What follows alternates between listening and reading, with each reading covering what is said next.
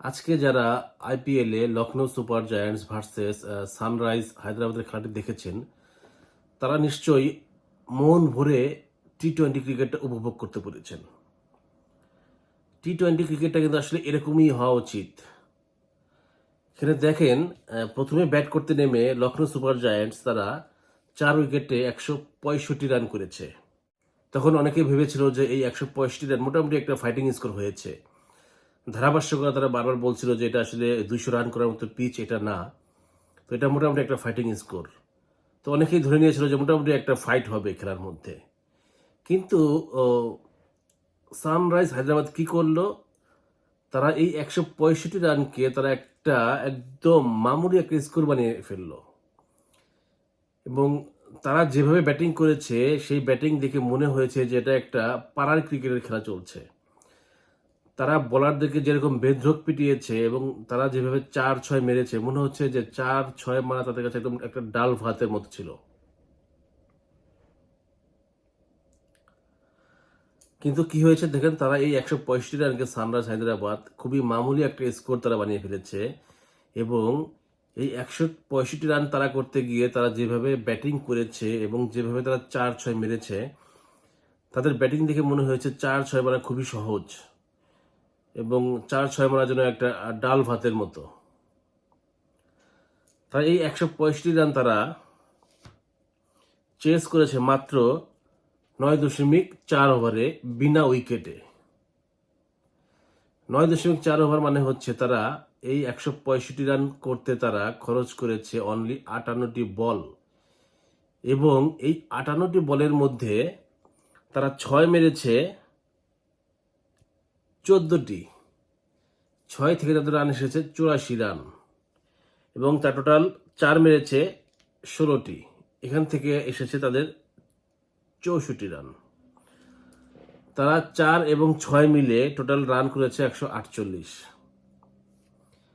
তাহলে বাকি থাকে কত? 165 থেকে 148, 17 রান। দেখেন, তারা 165-র মধ্যে 148 রানই তারা করেছে বাউন্ডারি এবং ওভার বাউন্ডারি থেকে। এখানে যে ভারতের যে নতুন আসলে যে যাকে মনে করা হচ্ছে যে টি-20 স্পেশালিস্ট ব্যাটসম্যান, সেই অভিষেক শর্মা, সে বল খেলেছে 28টি এবং 28 বল থেকে সে রান করেছে 75 রান এবং সে এখানে 4 মেরেছে 8টি এবং 6 মেরেছে 6টি। তারপর হচ্ছে যে টিম হেড অনেকদিন ধরেই টি-20 সে খুব ভালো খেলছে। সে অস্ট্রেলিয়ার বর্তমান সময়ের একজন অন্যতম সেরা ব্যাটসম্যান। সেই টিম হেড সে বল খেলেছে 30টি এবং রান করেছে 89টি এবং সে 4 মেরেছে 8টি এবং 6 মেরেছে 8টি। এই দুইজনে মেরে তারা টোটাল 14টি 6 মেরেছে এবং 16টি 4 তারা মেরেছে এবং 148 রান তারা টোটাল বাউন্ডারি এবং ওভার বাউন্ডারি থেকে তারা নিয়েছে। আসলে দেখেন, টি-20 ক্রিকেটটা কিন্তু এরকমই হওয়া উচিত। এটা খুবই সংক্ষিপ্ত ফরম্যাটের একটি খেলা। এখানে আপনি খুব বেশি সময় পাবেন না নিজেকে মানিয়ে নেওয়ার জন্য। আপনার এরকম হিটিং অ্যাবিলিটি থাকতে হবে যে আপনাকে ওভারের প্রথম বল থেকেই আপনার টার্গেট থাকবে যে আপনাকে মেরে খেলতে হবে। এখানে 1 কিংবা 2 রান করে নেওয়ার মতো আসলে বর্তমান সময়ে যে টি-20 খেলা হচ্ছে, এখানে আসলে খুব একটা মানানসই না। আমরা বর্তমানে যে আইপিএল চলছে, সেই আইপিএলের প্রায় প্রত্যেকটা ম্যাচই দেখছি খুবই হাই স্কোরিং ম্যাচ কিন্তু এখানে হচ্ছে। কোনো দল দেখা যাচ্ছে যে 250-র উপর রান করছে এবং সেই 250 রান বিপক্ষ দল খুব সহজেই তারা চেস করতে পারছে। এবং একটা ম্যাচে দেখা গেল যে তারা 250-র বেশি রান চেস করে তারা সেই ম্যাচে তারা উইন করেছে। আসলে বর্তমান সময়টা মানে দেখা যাচ্ছে যে 200-250 রান কিন্তু টি-20-তে কোনো ঘটনাই না। সেখানে আসলে আমাদের যে বাংলাদেশের যে প্লেয়ার তারা আছে, তারা টি-20-তে যদি কোনো ক্রমে 150 রান করতে পারে, তারা মনে করে কি যে তারা বিশাল একটা স্কোর তারা করেছে। আসলে বর্তমান সময়ে টি-20-তে 150, 170, 180 এগুলো আসলে কোনো রান না।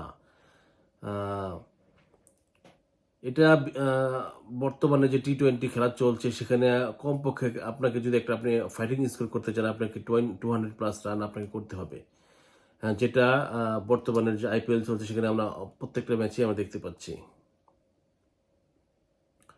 তো আসলে মনে করি যে টি-20 খেলা এরকমই হওয়া উচিত এবং টি-20 খেলার যে ব্যাটসম্যান তাদের মনোভাবটা এরকম থাকা উচিত, আগ্রাসী একটা মনোভাব থাকা উচিত এবং যারা দর্শক আছে তারাও পছন্দ করে যে তারাও টিভি সেটের সামনে বসে থাকে, যেরকম 4 ছক্কা দেখার জন্য তারা বসে থাকে। তারাও অনেক আনন্দ উপভোগ করে এই 4 ছক্কা যখন ব্যাটসম্যান অনেক বেশি মারতে পারে এবং দর্শক এটা অনেক বেশি উপভোগ করে থাকে। তো আমি যারা বাংলাদেশের ব্যাটসম্যান আছে তাদেরকে আমি বলবো যে যারা আইপিএল খেলছে তাদের ব্যাটিং দেখে, তাদের ব্যাটিং দেখে আপনারা শিখেন যে কিভাবে তারা 4-6 মারতে পারে। আমাদের পাশের দেশ ভারত, তারা যদি মারতে পারে আমরা কেন পারবো না? সবাই বলে যে বাংলাদেশের যে আবহাওয়া, সেই আবহাওয়ায় আসলে বিগ হিটিং করার মতো আসলে শক্তি কিংবা সামর্থ্য আমাদের নাই। কিন্তু বাংলাদেশ এবং ইন্ডিয়া তারা কিন্তু পাশাপাশি একটি দেশ এবং তাদের মোটামুটি যে ওয়েদার, তারপর হচ্ছে আপনার কালচার মোটামুটি সিমিলার, কিন্তু এখানে তারা যদি পারে তাহলে আমরা কেন পারবো না? এবং তাদের দেখেন, তাদের কিন্তু বর্তমানে যে আইপিএল চলছে সেই আইপিএলে যদি আপনি দেখেন যে ভারতের যে ব্যাটসম্যান, অনেক ব্যাটসম্যানই কিন্তু বর্তমানে অনেক বড় বড় ইনিংস খেলছে এবং সেটা খুবই খুবই কম বলে খেলছে। তো আমার মনে হয় বর্তমানে যে আইপিএল চলছে এখান থেকে কমপক্ষে ভারত চাইলেই তারা কমপক্ষে 3টি দল, তারা টি-20 দল তারা এখান থেকে গঠন করতে পারে এবং যে 3টি দল বিশ্বের যে কোনো দলকে চ্যালেঞ্জ করার মতো ক্ষমতা রাখে, এটা আমি বিশ্বাস করি।